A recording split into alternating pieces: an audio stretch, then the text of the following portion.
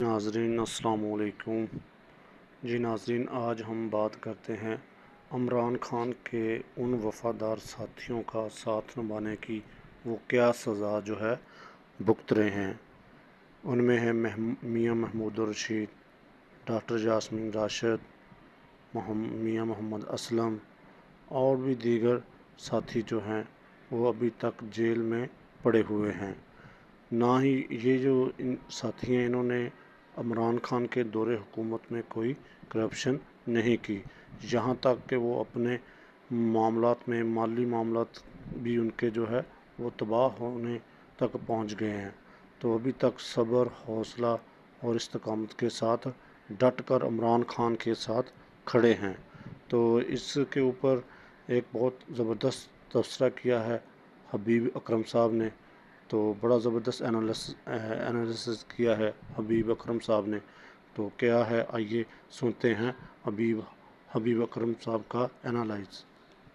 April 2022 میں جب عمران خان کی حکومت گرائی گئی تو تحریک انصاف سے تعلق رکھنے والے سبھی لوگوں پر مقدمے بننا شروع ہو گئے۔ زیادہ مہربانیاں ان لوگوں پر تھی جو حکومت میں رہے تھے، انہیں زیادہ اور سنگین نوعیت کے مقدمات کا سامنا کرنا پڑا۔ وقت کے ساتھ ساتھ مقدمات کی تعداد بڑھتی چلی گئی۔ ان دنوں عمران خان حکومت میں شامل ایک صاحب سے میں نے ان کے مقدمے کے بارے میں پوچھا تو بڑے دکھ سے بولے کہ حکومت میں تھے تو عمران خان نے ایک ٹکے کی بے ایمانی نہیں کرنے دی، اب رگڑا لگ رہا ہے۔ وکیلوں کی فیس، کچہری کے خرچے، کبھی ایک مقدمے میں ایک شہر حاضری اور کبھی دوسرے مقدمے میں دوسرے شہر پیشی، اتنے اخراجات ہو چکے ہیں کہ خوشحالی تنگ دامنی میں بدل گئی ہے۔ مالی معاملہ دگرگوں ہے اور اثاثے بیچنے کی نوبت آ گئی ہے۔ ایسا لگتا ہے کہ عمران خان اور ہم نے کرپشن نہ کرنے کی سزا بھگتی ہے۔ اس گفتگو کے بعد وہ صاحب گرفتار ہوئے، ضمانت ہوئی، پھر پکڑے گئے اور آج تک گرفتار بلا ہیں۔ سیاست میں مالی تباہی کی یہ داستان اکیلی نہیں۔ پنجاب اسمبلی میں قائد حزب اختلاف احمد خان بچر بتا رہے تھے کہ ان کی 100 ایکڑ پر کھڑی کماد کی فصل کاٹنے ہی نہیں دی گئی۔ سابق صوبائی وزیر میاں اسلم اقبال کا کاروبار عملاً تباہ ہو چکا ہے۔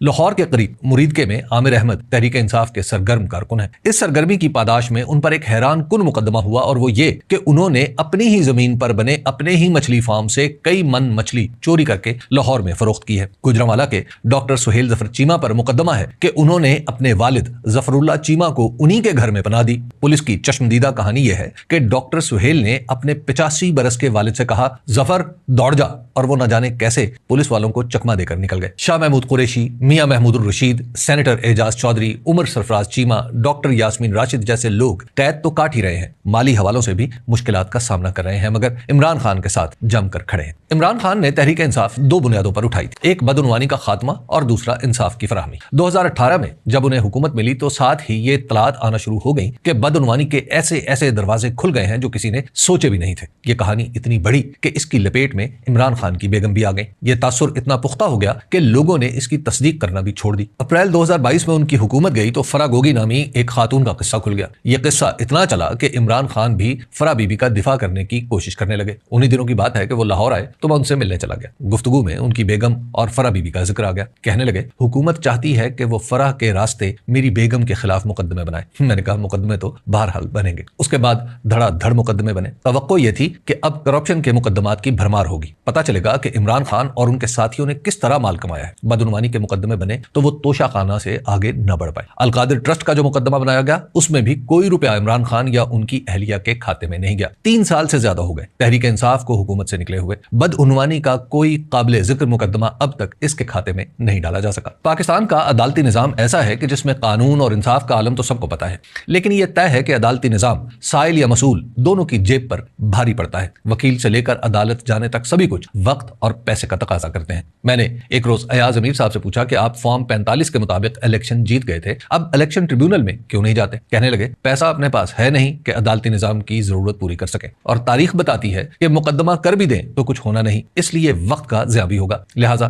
چپ رہنا ہی بہتر ہے۔ ایاز امیر صاحب کی درویشانہ طبیعت کو یہ راز ہے، مگر تحریک انصاف والوں کی اکثریت سب کچھ بے ثمر سمجھتے ہوئے بھی قانون کے راستے پر ہی رواں ہے۔ کرپشن ان میں سے شاید ہی کسی نے کی ہو، مگر حکومت میں رہنے کا خمیازہ سبھی بھگت رہے ہیں۔ ایک صاحب نے تو مجھے جل کر کہا کہ جیب میں کرپشن کا پیسہ ہوتا تو شاید کم تکلیف ہوتی. ہم تو سبھی کچھ لٹائے بیٹھے ہیں. اگر حکومت مل گئی تو بھی عمران خان نقصان پورا نہیں کرنے دیں گے. سیاستدانوں کا طرز زندگی صحافی کی نظر سے زیادہ دیر اوجھل نہیں رہتا. جن لوگوں کی بات ہو رہی ہے سبھی خوشحال لوگ ہیں، مگر ایسا بھی نہیں کہ اندھا پیسہ ہے. بس اتنا ہی معاملہ ہے کہ جلسے جلوس میں اپنی گاڑی پر چلے گئے اور دو چار کو ساتھ لے لیا. ان لوگوں کے لیے یہ مقدمے ہی ان کی خوشحالی ختم کرنے کے لیے کافی ہیں. عمران خان کی سیاسی جماعت کے منشور کا دوسرا اہم ترین نقطہ انصاف رہا ہے. ظاہر ہے انصاف کی بات ہو تو عدالت کا ذکر بھی آئے گا. جب عمران خان پر کئی مقدمے بن گئے تو کچھ صحافیوں کی موجودگی میں انہوں نے کہا کہ میں سب کچھ عدالتوں پر چھوڑتا ہوں، وہی فیصلہ کریں گی. مجھے حیرت اس بات پر تھی کہ اتنا سب کچھ ہو جانے کے بعد بھی عمران خان اپنی تقدیر عدالتوں کے حوالے کرنے کے لیے تیار ہیں. میں نے انہیں کہا آپ کا عدالتوں پر بھروسہ قابل داد ہے. میرا ابتدائی تاثر تھا کہ انہیں عدالتی معاملات کا پورا علم نہیں، لیکن بعد کی ملاقاتوں میں یہ خیال بدل گیا. عمران خان کو عدالت کے ایک ایک جج کے رویے، انداز فکر اور گہرائی کی حد تک معاملات کی خبر تھی. میرے سامنے انہوں نے صرف ایک ہی جج پر اپنے تحفظات کا اظہار کیا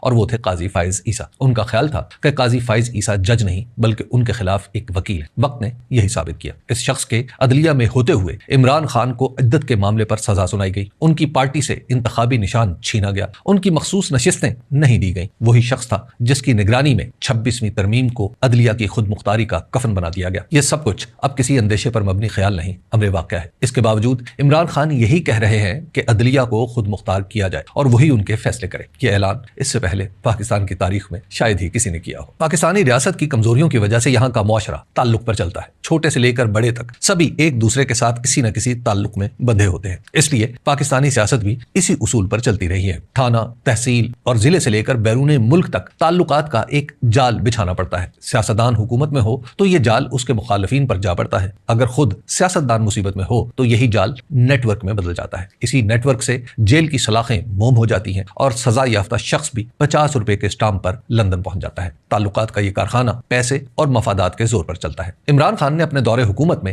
اس نیٹ ورک پر کوئی سرمایہ کاری نہیں کی. ملک سے باہر والوں کو ایبسولوٹلی ناٹ کہہ دیا اور اندر والوں کو ناجائز پیسہ کمانے نہیں دیا کہ وہ اس طرح کا کوئی سلسلہ کر سکے. جہانگیر خان ترین اور علیم خان جیسے لوگ اپنی بے پناہ دولت کے باوجود پارٹی میں جگہ نہ پا سکے. انہوں نے اپنی سیاست کا محور عوام کو ہی بنائے رکھا. سیاست کا یہ انداز پاکستانی روایت سے بالکل جدا تھا. اس کا نقصان یہ ہوا کہ عمران خان طویل قید کاٹ رہے ہیں. فائدہ یہ ہوا کہ پاکستان سمیت دنیا بھر میں پھیلے ہوئے پاکستانی ان کے لیے متحرک ہو گئے ہیں. اب پاکستانیوں کی عظیم اکثریت پاکستان میں جمہوری نظام کو بغیر کسی آلودگی کے چلتا دیکھنا چاہتی ہے. عدلیہ کی خود مختاری ان کے خیالات کا حصہ بن چکی ہے اور عمران خان کی رہائی کے لیے چلائی جانے والی تحریک بھی خواص کے قابو میں نہیں رہی بلکہ خالصتاً عوامی سرمائے اور حمایت سے چل رہی ہے. لوگ امریکہ سے اپنے خرچ پر پاکستان آتے ہیں اور عمران خان کی رہائی کے لیے اپنا سا کردار ادا کرنے کی کوشش کرتے ہیں. عام آدمی کے لیے سیاست اتنی دلکش ہو جائے کہ وہ اس کے لیے مالی قربانی دینے کے لیے تیار ہو، معمولی بات نہیں. اس پیمانے پر دیکھیں تو یہ کام پہلی بار عمران خان نے ہی پاکستان میں کیا ہے. وہ قید میں ہیں اور ان کی پارٹی چل رہی ہے، اور جو حکومت میں ہے ان کی پارٹی قومی خزانے کے زور پر حاصل سرکاری دبدبے سے بھی نہیں چل پا رہی. عمران خان اگر جیل سے باہر ہوتے تو کہتے تبدیلی آ نہیں رہی، آ گئی ہے.